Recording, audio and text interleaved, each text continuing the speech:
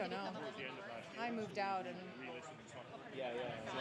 Hello, everyone. If you can hear me, please do take your seats for this panel. Welcome to Havas Cafe. Hope you've all had a fantastic first day and a half at Cannes, enjoying the heat and the gospel serenade that was just over there. I'd like to think it's for us. I'm Hannah Murphy. I'm a tech correspondent with the Financial Times. I typically cover social media platforms, so very boring, the lives of Elon Musk and Mark Zuckerberg, keeping me busy. And I'm based in San Francisco, so in the thick of the action when it comes to the artificial intelligence boom. But we're here to talk about the cultural piece. So that's how companies and organizations can foster the right culture so that this new AI technology can be adopted at scale, at pace, whether you're in the tech space, marketing, advertising, retail, you name it. The promise of AI is one of increased productivity and efficiency, cutting out the boring, monotonous tasks so that we can focus on the things we love, the intellectual heft, and enjoying the cost savings that come with that. Then add to that the products and features that we might be able to bring and offer to new customers. At the same time, as a journalist, what I like to look at is how automation can lead to interesting difficulties, unintended consequences. It can lead to job losses or require significant retraining and upskilling, meaning there's broad fears now among the workforce of job displacement.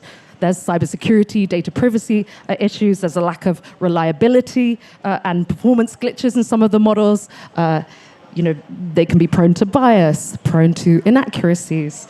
So can we trust AI? Do we expose ourselves to regulatory and legal challenges and issues? If we do, why should I be using a technology that could replace me? These are all the sorts of questions that perhaps your workforce are asking themselves. So here with me to discuss how you might navigate those fears among staff, but also fashion an organizational culture that really allows for AI adoption at pace and at scale. We have a very full roster here. We've got Dan Hagen from Havas Group, Chief Data and Technology Officer. Dan, I'm sure you'll tell us more about it, but he's been responsible for the development of Havas's AI-powered converged operating system. German Hundel, the CEO and co-founder of MIQ, an independent marketing intelligence company. Alison Blaze, VP, Head of Strategy and Operations for Digital Media at Adobe. Dr. Ruba Borno, VP, Global Specialists and Partners at Amazon Web Services. She said, I don't have to call her doctor every time, but perhaps I will. And Sarah Lecker-Corvey, Head of Marketing Communications at Aviva. Welcome all. Thank you for joining me. So diving straight in here, with the takes on the cultural landscape, what are the most persistent cultural barriers you've observed that hinder AI adoption in large organizations, and how do they manifest in day-to-day operations? Who would like to take that first? Sarah, I caught your eye. Can you hear me? Everybody test them. Test this one? Yeah, better. Great, we've got you. So in terms of really getting AI adopted, sometimes there's been some fear that we have both heard from customers, but even internal. You talked about the fear of job loss and whatnot. So I can talk a little bit about how we've approached that and change management. The other aspect has been legal and the legal consequences. And I can talk a little bit about the approach that we've taken at Adobe and how we've actually come up with our models.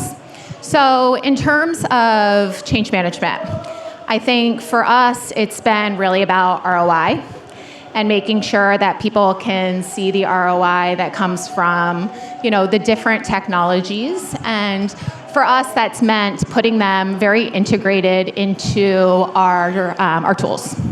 And so we have something called Adobe Firefly, and you can find that in our Photoshop product. You can find that in our Premiere product. And we also have an app that is just all about AI generations. That's the new Firefly app. And we really believe that having that tool layer is the key to really getting the ROI for the creative professionals out of our products. We also believe that AI is great for ideation. So we've been really thinking about how, creative professionals can use AI to come up with what's in their imagination and really see that on the page. And that's been like an unlock. But most importantly has been our approach to AI. So when we came up with Adobe Firefly a few years ago, CPROs are at the heart of the Adobe business. And so something that was really important to us was to make sure that they felt like that their work was not going to be stolen, right? That AI was not going to train and basically put them out of a job.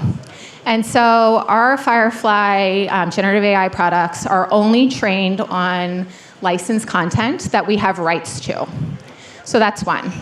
So that means that we do identify all of the businesses that use our products. And really, it's not just about indemnification. It means they're actually not going to end up in the courtroom because we haven't trained on any IP. Next is we actually compensate all of our creators for any work that goes into our AI. So that's also been really, really important to us. To make sure that they get compensated if we are actually training on their data.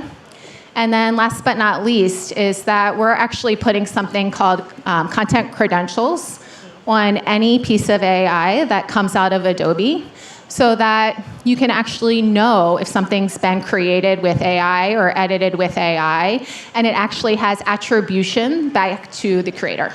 So that's kind of been our approach to help people get a little bit more comfortable with the legal and ethical aspects of AI.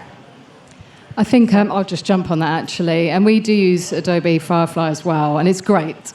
I think some of the cultural barriers which I'm seeing from the creative team, we have an in-house creative team at Aviva, is first there's a bit of resistance because it's their craft. And sometimes they don't want to use AI. So we set up like a task force made up of 50% people that don't like AI, apologies, and 50% that love AI. So actually they come together and figure it out.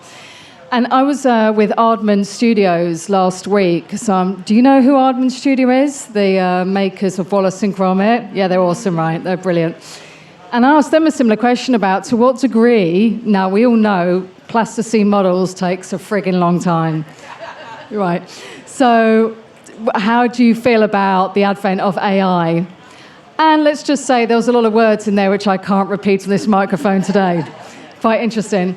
But actually what they came back to as well is the craft. They love the craft. At the same time, from my point of view, is we're a commercial business. We've got to turn it round. Every pound we spend, we need to reflect in an income in some way. And with an in-house creative team, we are funding those people. So it's a real balance of trying to get people past the mindset of it's a barrier or it's something you've got to fight against and actually embrace it in a way that's right for us and a way that's right for them. I just want to hear more about this task force with the haters and the lovers of AI. How have those conversations gone down? It's quite fascinating. Is there a team that wins more than the others? Well, do you know what? It's just been a test and learn period to really think about those that really aren't fans. Why aren't they fans? Can we get them past the barriers? Open conversation, like all these things when you come to change management, but also using those which are enthusiasts to kind of see if they can influence those that aren't so keen. And actually we're making big strides. They can see that AI isn't the silver bullet to everything. It's supporting us. But it's about finding the nuances where it can make our work better, but not necessarily replace their knowledge and intelligence. And I would say sometimes, too, it's finding just that where it comes together, right? Like we've found there's tasks that people don't love, right? Just in general. And creators want to create. They want to use their imagination, right? So one task that comes up a lot is just variant production, right? Automating so that you have different aspect ratios.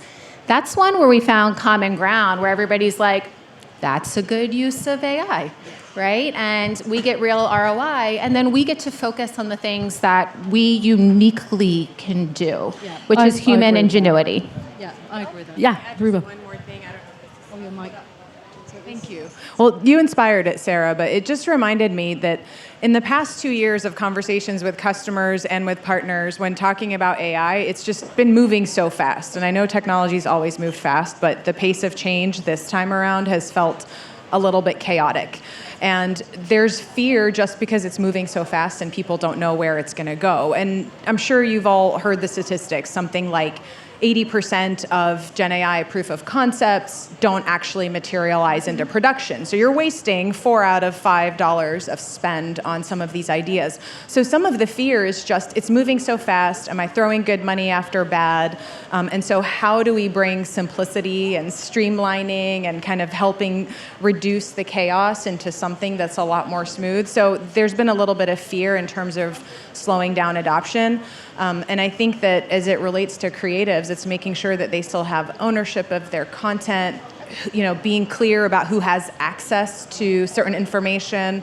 If you think about marketing information, consumer data, who has access to that, and is it tied to role-based? And so, I'm Amazon Web Services, so we sell cloud services, but core to that is security and putting in guardrails that really make sure that the individuals who should have access to something can have access to it, and then unleashing that creativity and that productivity, and those that don't, we're eliminating or reducing that risk. So helping alleviate the fear of the speed. Dan, you were nodding through parts of that. Anything to add on the kind of cultural barriers piece? We touched a lot on the creative process. So if I switch slightly to, I guess, more broad use of AI, just in sort of helping solve problems around me every day. And when I look at the agency, for instance, I see sort of three groups of people. And you've named two of them, yeah? So it's the people who are fully lent in already, and they're loving it, and they're exploring things, they're building use cases that we haven't thought of, and that's amazing, it's awesome. And then you have the opposite, who are some haters, some scared. I think there's a lot of people who are scared. I think there's also a lot of people who are just busy. And it's like, oh, it's a new thing I gotta use. Maybe they dabble, they try something, but you need a little knowledge to get started. So they're sort of almost being left behind. And then there's the middle ones who are maybe picking off a use case here or there, and they're sort of AI aware, but they're not necessarily AI proficient. And I think you're right. I think this idea of people sharing with people is really interesting. And we've been speaking to a number of people externally and people internally, and I got a stat, which I'm not going to source, but because it wasn't really very well sourced. But the guy, he was a trainer in AI, and he said it takes about 11 weeks to get to productivity gains. And he's talking about using an LLM in your sort of day-to-day work. Yeah, so maybe I'm asking it strategic questions, maybe I'm getting it to help me design a panel, it can, or maybe I'm, whatever it might be. So it takes about 11 weeks, because you've got to put the time in. But the thing I found really interesting is he said that shortens massively when you approach it as a team. And that's to your point from earlier, when you start getting people together because they fuel each other use cases, and they also normalize it, and they just start to make it feel like it's okay. It's absolutely fine to say, you know what, I used AI to start this, and yeah, I did a bunch of great hard work at the same time, but I used that to support my process. So I think it has to be, as leadership, I think we have to give the right tools, we have to give the structure, but we then have to create those environments where those groups of people can interact with each other and behave as little teams to accelerate learning, I think. German, your thoughts? I'm curious how leaders can assess sort of the cultural readiness of an organization, and are there early signs of resistance that you can point to? Yeah, I think, actually jumping on what you just said, I think for me it's been about the fear factor and tackling that first. And I think the main thing people think is job security and et cetera like that. So I think we've tried to tackle it from that first, to say, look, AI is win-win-win, right? And my headline slide on this was, imagine if I could make you do less of the stuff you don't like, more of the stuff you do like, and pay you more money. And it's like, that's the starting point. And And it's like, okay, why is that going to happen? It's like, well, look, AI will save us time. You know, if we're a growth business, if we double the business, we might not need twice as many people, but we definitely won't need less people. You know, it'll be somewhere in between. And those savings we make, actually, you know, we track that now. We say it's a KPI. It's like, is our sort of how much we pay people improving? Are we going up in the band? Are we pointing those savings towards that? Are our prices to customers dropping? Are we spending more money in product development? And the fourth quarter is, yes, are we more profitable? So it's trying to educate this win-win-win. And then you go to the next stage. It's like, well, what we're going to expect from people then is to lean in to innovation, be excited by change. I think once you sort of try to knock the fear out of people, then they're a bit more comfortable to learn. But there should still be a bit of fear, right? How do you make sure that's balanced, the fears that, you know, this technology isn't necessarily win-win-win in terms of accuracy or reliability?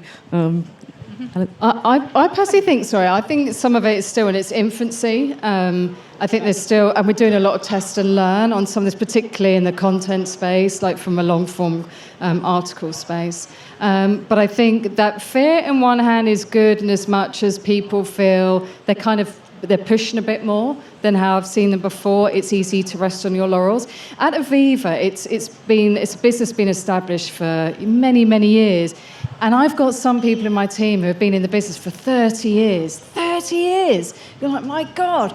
And actually, this is something very, very new. So it has kind of forced them to think a little bit fresher, a little bit differently to how they've done before. I think it also, it depends on, again, how you're using it, right? Like, AI should be a tool. It's a paintbrush if you're a painter, right? And so I think making sure that you still have control, your hand is on, you know, the steering wheel, so to speak, is really, really important. So again, a lot of tools developers are starting to figure out like how to give you, especially in the creative space, which I can sort of speak to a little bit better, like the creative control, right? So being able to, for example, have your style and you load your style, but no one else gets your style. And then have the AI like train and learn off of that. I also think it's important to have like adjudication steps, right? And so again, workflows are going to be really, really important to everyone. So if you're using it for ideation, maybe you have a little bit of a looser system. But if you're actually putting something out in production, then making sure you have the right workflows and adjudication steps to make sure that your company is comfortable. How do you know when an organization is AI ready? And how can you also make sure that cross-functional collaboration is embedded into that AI development process? I mean, I'll have a go. There are ways that you can measure it. You can measure it by talking to your employees, looking at the use cases. You mentioned a number of objectives and KPIs that you can put against that as well. I also think, to your point, we are at the infancy. So whatever framework you put in place, I think needs to be an evolving framework, because what AI ready looks like today, I think, will be quite different to what AI looks like scarily in 3 months' time. I mean, that's the pace of the model change is mind-boggling. But I think it needs to be, if the three groups I described earlier, you want your teams to be progressing through that evolution. Now, human nature being what it is, you're probably never going to get everyone in the top, and everyone is gung-ho and operating at 100%. But I think you shouldn't have a fearful and a sort of laggard group, because they're going to be left behind one way or the other. Because the reality is, just as a human, whether you like it or not, the genie is out of the bottle. And, you know, I imagine every single person in this room would be classified as a knowledge worker. And AI, until about 18 months ago, wasn't very good as a knowledge machine, and now it's incredible at it. So elements of what we do are going to be powered by AI. It's not a debate. It's about how can I, as a human, prepare myself to be valuable in that position. And I think as a person, you owe it to yourself to pursue that, but as an organization, you owe it to every single one of your employees to make sure that you can facilitate that movement, if you like. Right, you want to make sure you don't have a sort of multi-speed adoption within your own organization. Exactly, yeah. It's interesting. Our MIQ's US CEO, he did a talk internally, and he went, "Look, you have to go through the crisis of AI. You have to be like, oh my God, forget my job. What does this mean for my kids? What does this mean like for the world?" And he's like, once you go through that, then you get excited. And it was quite interesting. Everybody, you looked around the room and you were like, oh, you've been there too. Oh, it's okay. It was 7:00. Yeah. And it was 7:00 in the evening, and I was on the phone to one of my product development people who was showing me the product development plan for a new product. And myself and Jamie, who was on the call with me, we were going through it, and we both had the same realization. This is going to be built for today, not for the future. You need to be building something that's AI first. And because I can be a bit of a dick sometimes, while I was on the phone, I built a media plan by myself, just using Gemini Advanced. So it was a corporate Gemini, no data. It wasn't an agent. It was just the open model. And I built a media plan to launch the new iPhone. I'm making this up, yeah. So the new iPhone, millennial audience in the UK, 5 million, and I wanted a full rationale for the audience, everything. In 15 minutes, I had a 30-page Word document that I pumped through Copilot and had a 40-page PowerPoint document that if I sent it to you, you would have gone, yeah, you could have done a little better than this. But it was good enough to send it to the experts to do a proper plan. 15 minutes, okay? And I sat there and I said, that's it. I'm redundant. Yep. And then I went, I brought myself off the edge. I came back and I thought, well, actually, no, because I've been a planner for 28 years. So I told this what to do. I understood what came out of it. And we could do a hell of a lot better than this. Plus, it needs the rigor and all that sort of stuff. But as a way of going from 0 to 50, blew my mind. I love that example, and I'll just build on one. Actually, I'll give kudos to Adobe, because we were working on it with Adobe. So at AWS, in the sales organization, our sellers spend a lot of time not selling. So researching the customers that they're working with, putting together what are their latest financials, what matters to them, what are their strategic priorities, and then what are the products and the services that are best for those use cases. And now enter the world of generative AI. And so using some of our own products at AWS, you're able to actually do that research off of our Salesforce CRM, and then generate a pitch deck. Then you've got the PDF coming out of that all in a few minutes. And yes, it may not be perfect, but it's pretty damn good for a few minutes of work, and then you can refine it and then get to what we really need you to do, which is sell. And so that's been an amazing thing. When we actually demoed that to my entire team in the partners and specialist org, everyone in the audience and also on the Slack was just like, where do I get one immediately? How do I use that? So we weren't, building on the, hey, you must use this or what have you, but just showing them the possibility and how it could drive up their performance. And it became a competitive advantage. Until now, everybody's going to use it.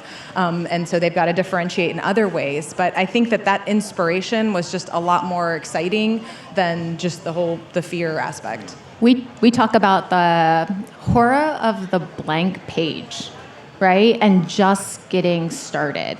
And so what you said, it got you 50% of the way, and it can be an unlock, right? Then you get to iterate and think. And again, even in the creative process, we think about ideation. You just start putting it down. You're like, nope, not that.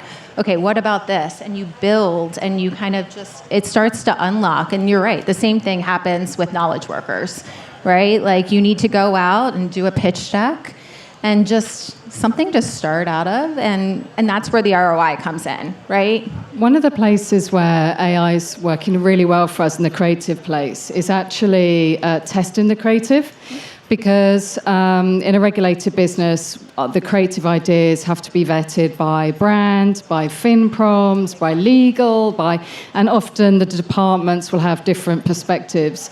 And so often when we get to that point, or actually we just don't want to change the idea, we'll put it through an AI system that will tell us, actually, this is where it's ranking against X, Y, and Z, and then use it as a leverage to retain the credibility of the creativity versus diluting it to make the different departments happy. And that we've had huge success from in the last year.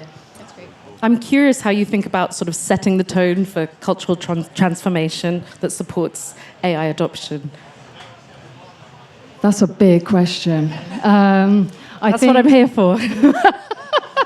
I think a lot of it is like just being really honest about it. I think with my particular area, so as a business, we need to invest in it. Through lots of different, not just creative, ops, data analysis, all the above. In my particular area, it's about, that classic line of bringing people on a journey. But actually, like I said before, bringing a team together, people that love it, people that hate it, let's just open up talking about it. And one of the things which we found is actually, to your point earlier, if I can save money through AI doing the stuff the team don't like doing, I can invest in other tools and tech that make their life even better. So actually, by doing it that way, so they see the upshot, but actually let them drip feed those benefits as you go along, so they start to feel, actually, this doesn't feel so bad, because to your point earlier, the pace and the speed, they can't get their head around it. So it's baby steps, lots of comms, exec support, and feeling the benefits, from my perspective. And any sort of more advice around that comms piece? I think it's just, I have to go back to what I said before. There's sort of breaking down the fear, and then it is like quickly after this, the genie is out the bottle. You've got to lean in on this. The benefit's there, and it's like the opportunity's there. Actually, experience might not matter now. You might be a junior member of the team, but you might be absolutely brilliant at AI. Use this as a chance to accelerate your career. And so I think it's just keeping it positive. Like, get rid of the fear, keep it positive, explain what the opportunity is. And then there's got to be a little bit of not the stick, but it's like, this is happening and we need this, and this is a part of the job, Iron fist, velvet glove.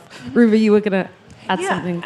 I was going to take just an additional, and I don't know if it's viewed as a positive strategy or not, but really top-down alignment is critical here, because I think you can have a lot of naysayers and we can bring them into meetings, and definitely it's important to hear a lot of voices, but I do think there's a role for leadership to play to say, we're going to do this and we would love for you to be part of that, but we're going to go do that. And I think that we've seen from AWS with the customers, and this started with cloud transformation initially, with the advent of cloud services, top-down alignment of, hey, a lot of IT professionals were saying, we can't migrate this to the cloud because. And when top-down leadership came in and said, you're just going to do it, it allowed them to actually move a lot faster, because there was no longer room for that negotiation, and then they're able to take advantage of the innovation, of the productivity, of the cost savings. And I think with AI, it's the same thing. We know it's happening, like this is an inevitability. So let's take the negotiation out of it and just make the most of it and explore the possibility. And I think leadership has a big role to play in setting that tone. Do you know, one of the things I was going to say, which I forgot, which you've reminded me of, is one of the big things I've learned is that when these adoptions come into play, is that when you ask people to learn them and use them, and it becomes a side of the desk job, so it then becomes a hassle, and actually I've got all this BAU work to do, and I can't get through it, but I need to somehow find time to get to know this. So one of the lead creators in my area, I've hired someone in to free him 50% of his time, so that he can dedicate 50% of his working day to understanding AI, and that's been a game changer in him in adopting it. What do we mean when we talk about responsible AI? What does that look like in practice? So I talked a little bit about content credentials and just tagging assets, right, with essentially metadata. Like, think of it as a nutrition label for any asset, where you can go and know who made it, when did they make it, was AI involved. And we think at Adobe about AI as helping people know what they can trust. There's a lot of fear of disinformation out there. And so in 2019, we started something called the Content Authenticity Initiative. And so we work with a lot of news agencies, either camera manufacturers, social media agencies. I've written about it. Yes. And we have 4,000 members now. And the idea being that we want there to be some sort of unified standards of ethics behind AI and some credibility behind it. And so I think that's really, really important. But also it's just making sure that you're approaching it the right way, knowing how your AI was created. Again, like, is it scraping and off the backs of other creators or whatnot? Or, is there some sort of creator fund or something like that? Like, it's been really important to us. The last piece I will just say is that we actually, any sort of AI that comes into Adobe or goes out from Adobe, we make it go through some sort of review process. And we call it ARTS, accountability, responsibility, and transparency. And so just making sure that, one, it's not going to create harmful content, but also that there is some sort of checks and balances there, that, and also, to be fair, that if you search an image of a doctor, we want to make sure that it's representative of the global population and not just going to be skewed one way. And so again, that type of stuff is really important when you're thinking about ethics, I think, especially in the creative space. I'll just add from a sort of getting an AI infrastructure in the organization. And I think you need to make it accessible to people so it's easy to use. And you need to make sure that it's safe in terms of data privacy and all that sort of side of things as well. So within Havas, we've provided everyone with secure LLM access within our Azure, infrastructure. I know, I'm sure you can. We'll have a conversation after this. With inside of that infrastructure, and that's where anything you're going to do that's going to be sensitive needs to be used there. At the same time, we're not precluding people from using other large language models, but we have policy in place for them to, of how they should and shouldn't use those things. So sort of manifesto of AI of how you need to use that. That's evolved over time as we've evolved that, and it plays out a little differently in the creative side of the business or at the health side versus the media side, just because there's nuances to how that deployment's happening. And I think having that in place means everyone understands what they can and they can't do in different scenarios. And then similar to your, was it ACT?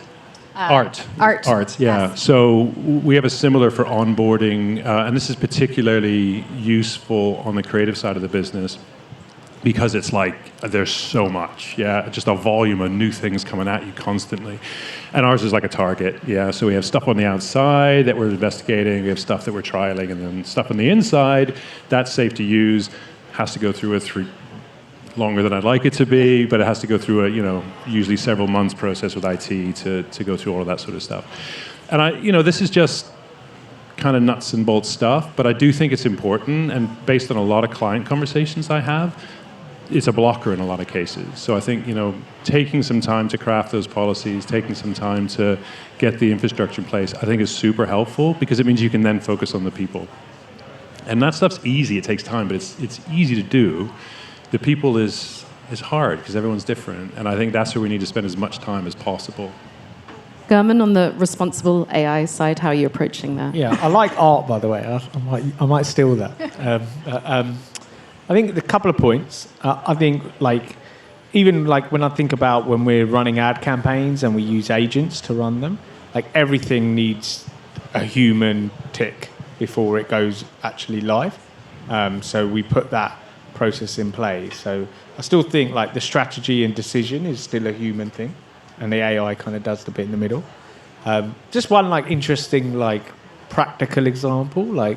We got this new software we call it internal AI, just to navigate information how many holidays has so and so got left, blah blah blah blah. And but one of those things is you can really mess that up. You can give away really sensitive information you can't if you don't implement that correctly.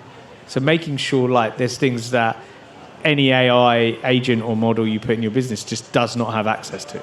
And I think that is I've got a feeling a few companies might slip up there when they go into AI, and if they feel they're behind, they go too fast. You've got to listen to your lawyer, listen to your head security guy. This is the time to listen to them. The bane of legal and compliance. Yeah, I'll just add a little bit and maybe take a step back on responsible AI. These models take a tremendous amount of power. And so the environmental impact is something that we're constantly thinking about. And so as I think about responsible AI, maybe there's a couple of levels, and kind of the first level is the responsible side. And so, thinking about with Amazon, we have a commitment to be water positive by 2030, because you cannot imagine the amount of water it takes to cool the data centers that these models are running in. So that's just a really key part of it. And I think that, making sure that we're leaving the world a better place than with these solutions as opposed to making it worse. The second is I do think a lot of jobs will not exist, which means that we must train people for the next generation. And so investing in education of folks to be literate in whatever the next piece is. So my team in particular and AWS across the board, we have a lot of partnerships with organizations that are specifically serving, tier 2 cities. So places where you don't have graduates from the best computer science programs or data science programs in the world, and we're providing them with training that can actually make them literate and able to use this technology, so they're not a generation that's completely left behind. I got to meet a student from a graduate of Escola de Nuvem, which is one of the partners that we have in São Paulo. And it's not São Paulo, it's like the kind of outskirts of São Paulo. And it's changed his life. In a few months, he was trained, and he was living with his mother, single mother, taking care of him.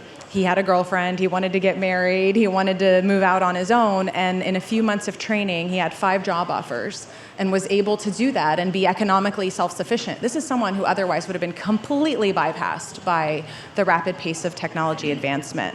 And then the last piece is, there's a lot of optimism here. I'd actually encourage folks, this is a beautiful space, I'd also encourage you to go to the Amazon port, because our marketing team put together what we call the Fragrance Lab. And it's using generative AI to take speech, convert it to text, and then analyze, when do you feel calm? What perfumes inspire you? Or what fragrances inspire you? Or what are words of personal attributes that really mean a lot to you? And then it takes all of the different notes and creates a unique fragrance that is matched to you. And then there's a perfumer that just will give you the bottle at the end of it. And so when you're thinking of going from idea and inspiration to production, there it is. And it's using the Amazon Nova models, but we utilize all the models through Amazon Bedrock. So it's whatever's most suitable for you. So Adobe models as well. But I just loved seeing the democratization of that. I'm into niche perfume, so that example resonated with me, because there's all these perfumers that can't generate an ad campaign, can't generate all of these things immediately, and instantly you've now got this. It's like a perfume bottle, but it also has the advertisement for it and a little mini campaign as well. So it's great to see AI, empowering people who otherwise wouldn't have access to those production level tools. I'm here for the AI perfume. I shall be taking a trip on the Flash. We've sort of heard detailed your ideas, your ambitions, task force plans. How do we know it's working and sustainable? What are the sort of metrics and feedback mechanisms you can look at? Who'd like to take that? Yeah, when we talk to customers, a lot of customers start at cost savings, right? I think they're hearing that from a lot of CFOs of how can AI save us money. And I would say actually a year ago, that was almost exclusively the conversation.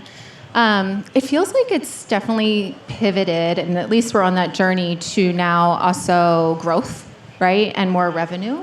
And so really it's more of a conversation about mix shift of, okay, we're going to use AI here, but we're going to then take that savings and actually invest it in growth.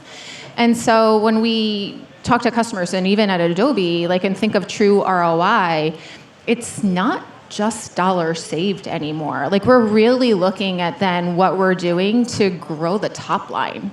and focus on that, and just not the takeout, but really kind of where you're putting it and how it is. You're doing more personalization, more campaigns, quicker to market, that type of thing. And just thinking more of it that way in a growth mindset, and that's really the KPI. Others on how you might measure the adoption piece? I think it's exactly what Alison just said.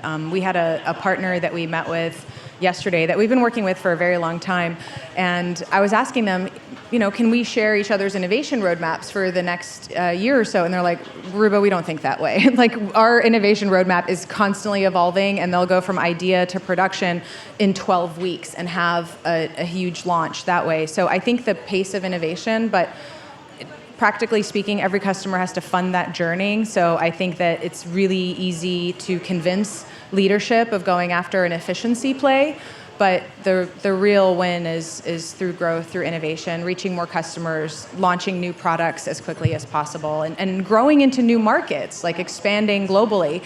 I think that's one amazing thing about AI is you can take you can even take collateral that is, North America based or to an English-speaking customer, and then quickly translate all of that collateral, all of that marketing content instantly to an international audience. And now that happens, in a customized fashion very quickly with AI. For my world, it's more about speed, cost, and scale, very simply, in as much as how can we increase our speed to market, how can we get campaigns out quicker, how can we scale what we do so we can get more comms out to talk about more of our product base. And in terms of cost as well, and as much as how much can we automate. So currently we're a bit old school, we're doing timesheets against outputs, so we're doing that, but we're automating it now so we can look at actually how much will it cost, what's the speed in order to get this out, and how can we start to increase and scale up. So fairly old-fashioned metrics just now, but it's going to change fairly soon. Yeah, I think 3 things for us. We talked driving sales, driving efficiencies, and we talked driving differentiation. But in that, we mean the perception of the company, internally and externally. So, and then we have maybe 3 or 4 sort of specific KPIs on: is this proving we've driven sales? Is this proving we've driven efficiencies? And is this proving we've driven differentiation or perceptual change? Dan, with 1 minute left, you must close out the floor for us. Okay. I mean, for our clients, so a lot of the AI that we apply is on client campaigns, or at least parts of client campaigns. A lot of it's in media, obviously, and that's been 10 years that we've been in that sort of space. So that one's actually pretty easy to measure. That's usually a uplift of some description for a client-specific campaign. Better use of data, better manipulation of the data, better translation from one system to another, all of that's pretty measurable. The one I don't think we've cracked yet is the population, the people in the agency. And I would be really interested in efficiency one, but I'd be really interested in a quality of work life one, because that's the sort of longer term win in terms of adoption of people leaning into this. Does it actually make my life better? And for different people, that's going to mean different things. It could be I'm able to create amazing creative work that I couldn't do before because I have these tools, Adobe tools or other tools at my disposal. That could be because it gets rid of the 20% of my week that I hate. It could mean that it actually makes me a better communicator with people. So there's a huge, and I sort of come back to use cases, and you don't want to overcomplicate your metrics, but I would love to construct something around the quality of work experience for a human. And we have annual surveys and stuff that look at that, but I'd love to be able to isolate AI's impact on that. Are you going to do that? Oh yeah, we're going to give it a shot. Great. Well, we look forward to hearing more about it. With no shortage of things to say, we have run over time. So please join me in a big round of applause for our panelists here. Thank you for joining us here at Havas Cafe. Please do enjoy the rest of your can.